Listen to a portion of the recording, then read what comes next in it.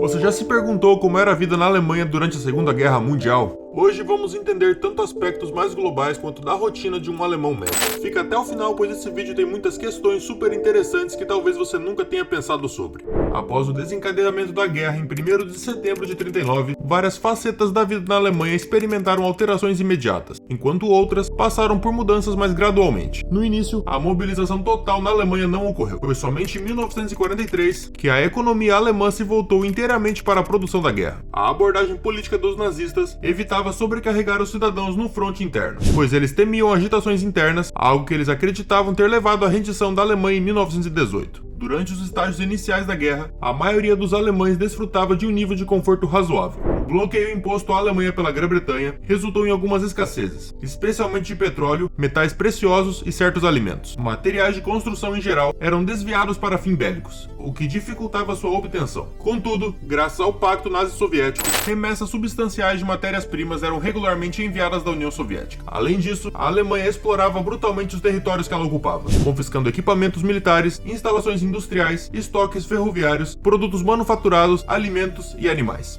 A partir da invasão nazista da União Soviética em junho de 1941, a situação na Alemanha começou a se deteriorar. O fornecimento de matérias-primas secou e houve um intervalo antes que medidas significativas para saquear a União Soviética pudessem ser implementadas. As forças soviéticas em retirada adotaram uma tática de terra arrasada, destruindo tudo o que fosse útil e não transportável.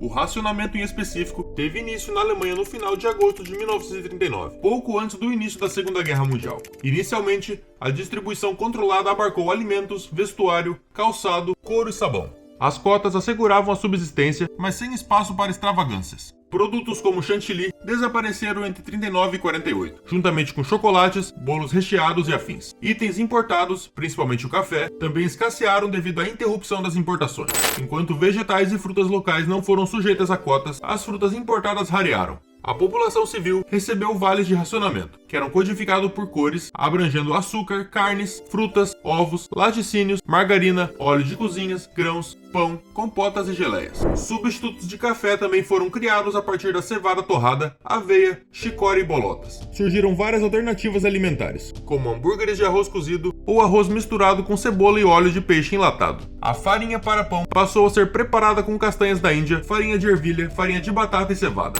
Vale destacar que os vales de racionamento não equivaliam a doações, exigindo pagamento. Até mesmo em restaurantes, um vale-refeição era necessário. Os garçons retiravam os vales e recebiam o pagamento. Já o roubo ou falsificação de vales era penalizado com detenção em campos de trabalhos forçados, em extremos casos, pena de morte. À medida que a Alemanha enfrentava reveses na União Soviética e os ataques aliados prejudicavam a produção interna, medidas de racionamento mais rigorosas foram implementadas. Homens na indústria pesada receberam rações adicionais, enquanto judeus e poloneses nas áreas ocupadas pela Alemanha enfrentavam severa escassez. Em abril de 1942, as cotas de pão, carne e gordura foram reduzidas, justificada pela colheita fraca, escassez de mão de obra agrícola e a necessidade de sustentar as forças armadas, trabalhadores forçados e refugiados que chegavam à Alemanha.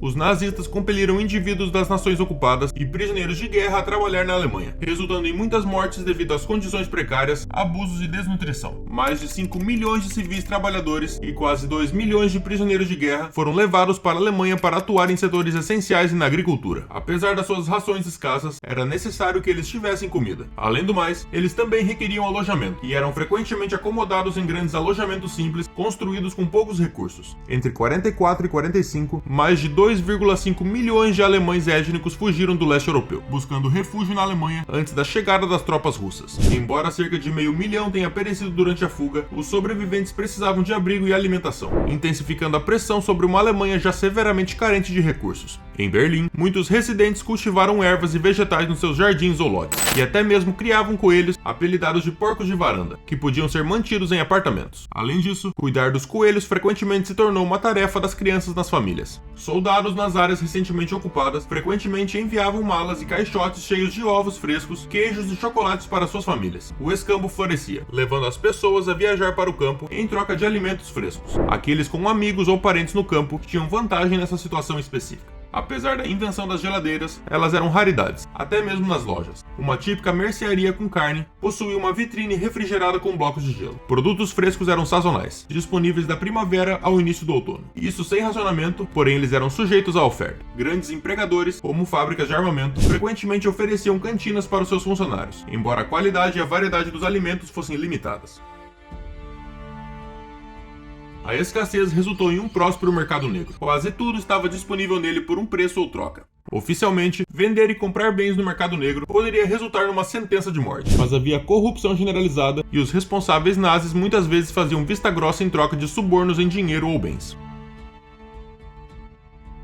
Muitas casas urbanas eram aquecidas por radiadores a vapor, alimentados com carvão para as caldeiras. Fogões de ferro fundido também eram comuns nas cozinhas, que eram abastecidos com carvão ou lenha. Parques, como o amplo Tiergarten em Berlim, foram desmatados para servirem como fontes de combustível para aquecimento e cozimento. Por toda a Alemanha, a juventude hitlerista e membros do serviço de trabalho colhiam talos de batata para uma fábrica em Weimar, onde eram convertidos em pastilhas combustíveis. Fogões e fornos a gás também eram amplamente disponíveis. Embora fogões elétricos já existissem em 1890, eles eram raros. Contudo, a oferta de eletricidade tornou-se instável à medida que os bombardeios aumentaram durante a guerra. No desfecho, o fornecimento elétrico falhou completamente em Berlim. A lenha se esgotou e o abastecimento de carvão foi interrompido.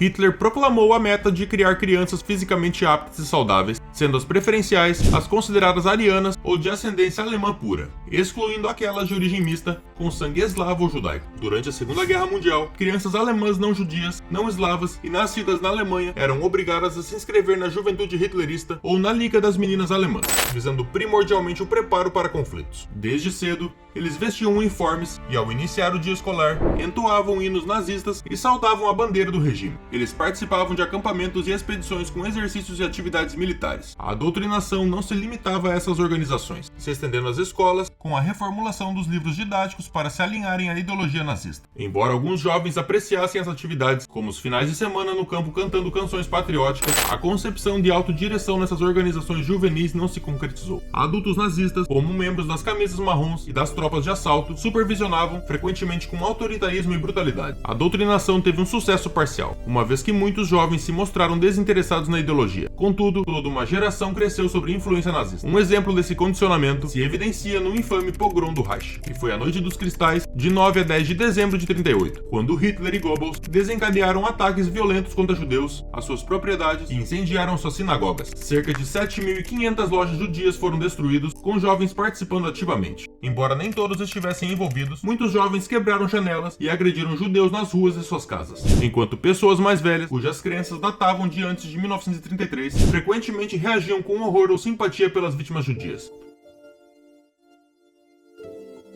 Na Alemanha, havia aproximadamente 500 indivíduos de ascendência africana ou mestiça afro-alemã. Esses indivíduos já haviam sido alvo de intensa propaganda ultranacionalista durante a República de Weimar. Em 1923, quando a Alemanha não conseguiu cumprir com os pagamentos de reparações, as tropas francesas ocuparam a região industrializada do Ruhr, que ficava no oeste da Alemanha. Soldados das colônias senegalesas e outras partes da África francesa foram enviados para requisitar carvão, minérios de ferro e outros recursos como pagamento. Esse acontecimento gerou protestos racistas massivos, especialmente na extrema-direita, que incluía os nazistas. Em 1933, quando o regime nazista assumiu o poder, cerca de 500 afro-alemães e mestiços foram considerados bastardos da Renânia, alegadamente fruto de violações cometidas por soldados senegaleses e camaroneses contra mulheres alemãs. Como resultado, os nazistas impuseram a esterilização forçada sobre esses indivíduos, totalizando cerca de 500 casos. A acusação de violações era uma falsa narrativa propagandística. A maioria dos afro-alemães era resultado de relações consensuais nas colônias alemãs anteriores a 1918. A Alemanha tinha um império colonial próprio, que incluía os Camarões, entregues posteriormente aos franceses e britânicos após a Primeira Guerra Mundial. A maioria desses indivíduos era fruto de uniões entre colonos brancos alemães e mulheres africanas negras. O número de estupros durante a ocupação de 1923 foi ínfimo. Contudo, todos foram tratados de forma discriminatória e esterilizados sobre a ótica racista.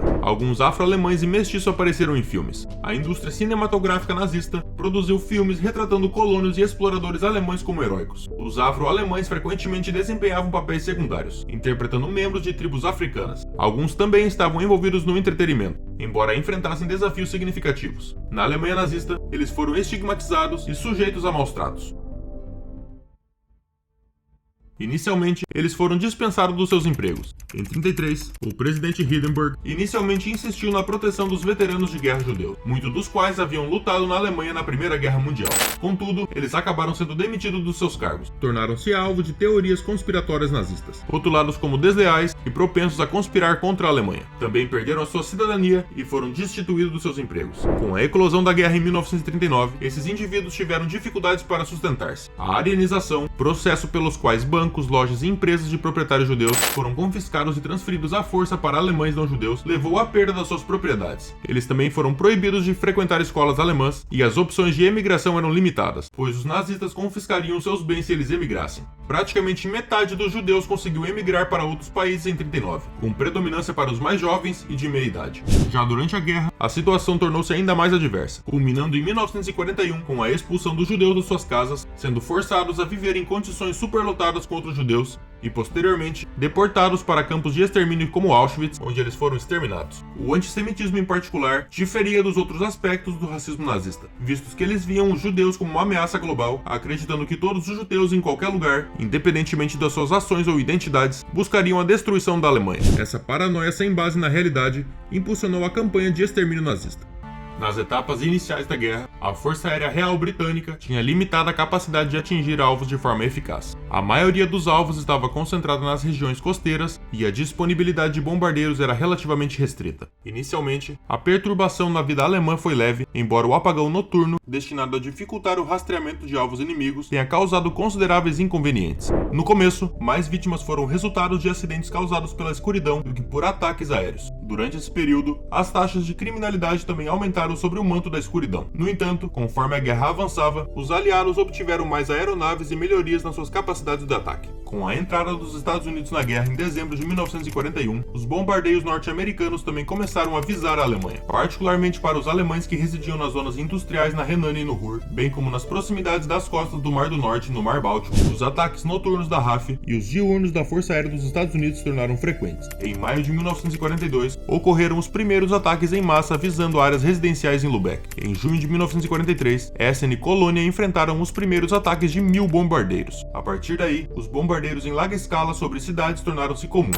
As estimativas de mortes na Alemanha, devido aos ataques aéreos, variam entre 350.000 e 420.000, deixando muitos gravemente feridos e milhões de desabrigados. Berlim havia sido bombardeada em agosto de 1940, mas a distância e a limitação de aeronaves adequadas limitaram os ataques à capital de Hitler. À medida que mais aeronaves se tornavam disponíveis e bases mais próximas da Alemanha eram estabelecidas, os ataques aumentaram em ritmo e intensidade. Em novembro de 1943 e abril de 1944, ocorreu uma ofensiva de bombardeio significativa em Berlim, até que as aeronaves foram redirecionadas para apoiar o dia D na Normandia. Somente os ataques de novembro de 43 deixaram 400.000 berlinenses desalojados. Após uma breve pausa com o dia D, os aliados retomaram os pesados bombardeios sobre a Alemanha no outono de 1944, e Berlim continuou a ser alvo até a chegada do Exército Vermelho em abril de 1945. Os bombardeios tiveram um impacto profundo na população alemã. Além das perdas humanas e dos danos materiais, a privação de sono e a interrupção dos serviços essenciais geraram consideráveis inconvenientes e fadiga. No entanto, esses ataques frequentemente fortaleceram a determinação e a unidade da população, independentemente de apoiarem ou não Hitler. A evacuação, inicialmente de crianças e posteriormente de mulheres e idosos, foi organizada,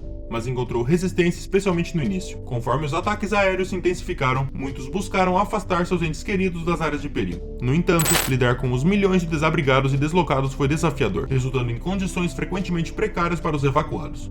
Muitos optaram por retornar às cidades, apesar dos perigos e dificuldades enfrentadas. Os nazistas eram uma organização supremacista masculina, parte integrante da doutrina racista que fundamentava sua ideologia. Eles acreditavam que a esfera política era reservada aos homens, resultando na ausência de mulheres em cargos de poder na Alemanha. Embora existisse uma líder feminina do Reich, ela não exercia influência política, limitando-se a se comunicar com mulheres organizadas. Na perspectiva nazista, o papel das mulheres consistia em apoiar os homens e dedicar-se à procriação. Para incentivar isso, os nazistas estabeleceram a Cruz da Mãe, um prêmio para mães com 6 filhos ou mais. Se uma mãe tivesse 10 filhos, o 10º era nomeado em honra a Adolf Hitler, levando algumas a batizarem o filho de Adolf caso fosse menino.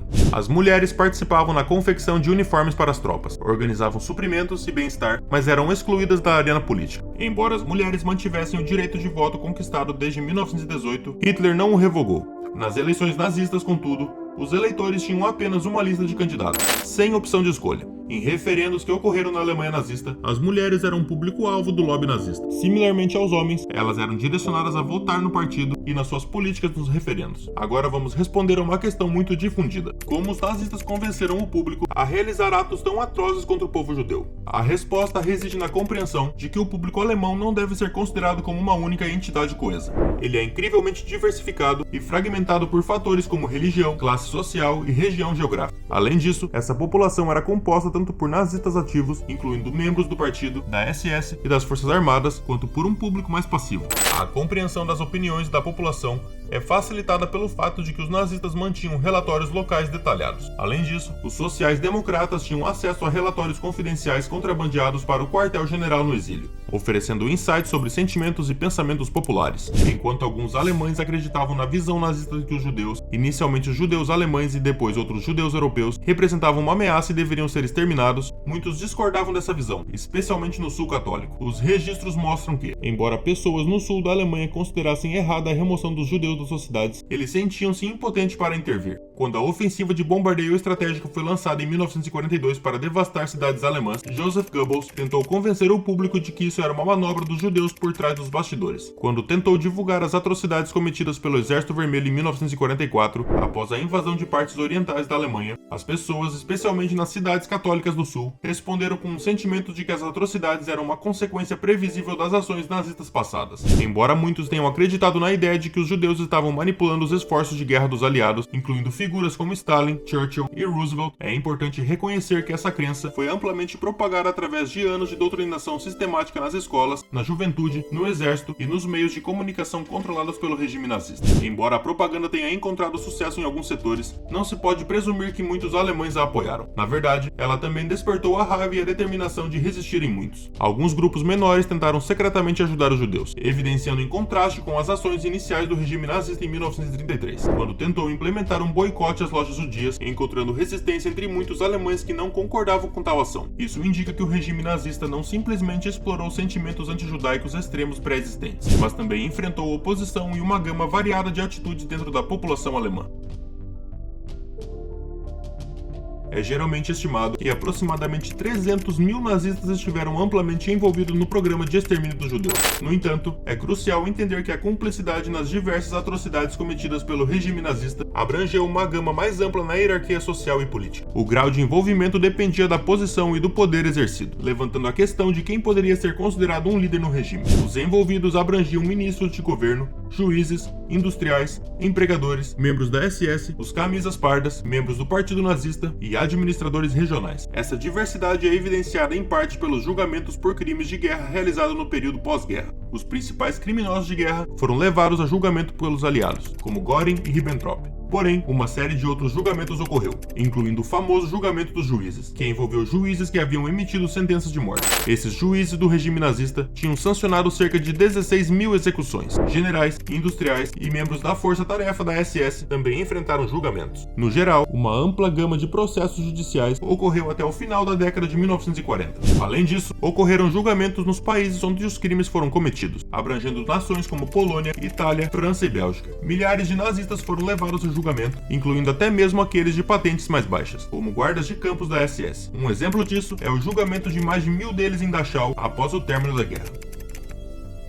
Já no que diz respeito àqueles que tiveram participação ativa na formulação e execução das políticas, a interpretação tem sido objeto de debate entre historiadores há bastante tempo. Isso se deve à natureza de liderança de Hitler, que se diferenciava de líderes nacionais como o chanceler Otto von Bismarck. Enquanto Hitler não formulava políticas em detalhes por escrito, ele emitia comandos de forma ágil e verbal. Quando intervinha em uma questão, suas palavras eram absolutas e inquestionáveis. A maior parte do tempo, no entanto, os líderes nazistas precisavam interpretar as suas intenções na ausência de políticas claras e detalhadas, especialmente em áreas como a economia. Hitler dava diretrizes gerais, mas delegava os detalhes, como o financiamento, a especialistas em cada área.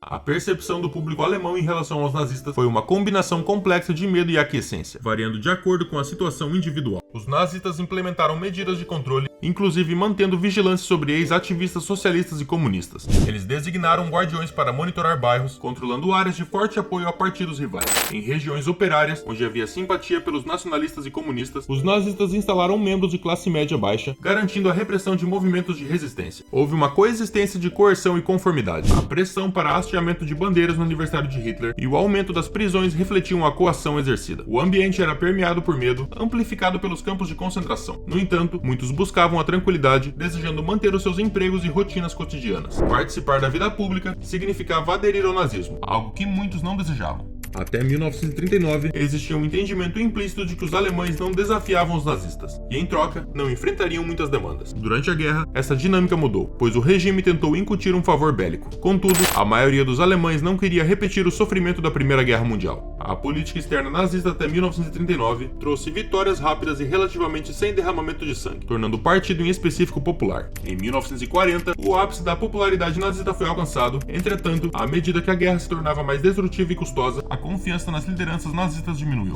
Ou seja, no geral, a relação com o povo alemão com os nazistas foi multifacetada. A população valorizava a restauração econômica, mesmo que manipulada estatisticamente. Paradoxalmente, houve apreciação pela restauração da ordem, embora os próprios nazistas tivessem causado perturbação prévia. O público, em sua maioria, não apoiava a hostilidade nazista em relação à religião, especialmente os católicos que se opuseram às tentativas de controle sobre a igreja. Aspectos como a educação nazista também encontraram resistência. A reação à dominação nazista em geral foi uma mistura complexa de apreciação e descontentamento, influenciada por inúmeros fatores.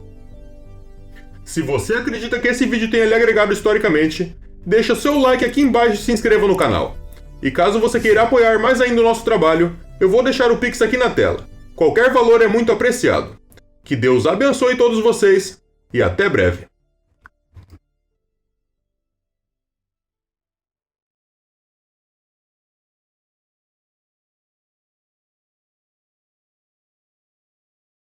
Se você acredita que esse vídeo tenha lhe agregado historicamente, deixa seu like aqui embaixo e se inscreva no canal.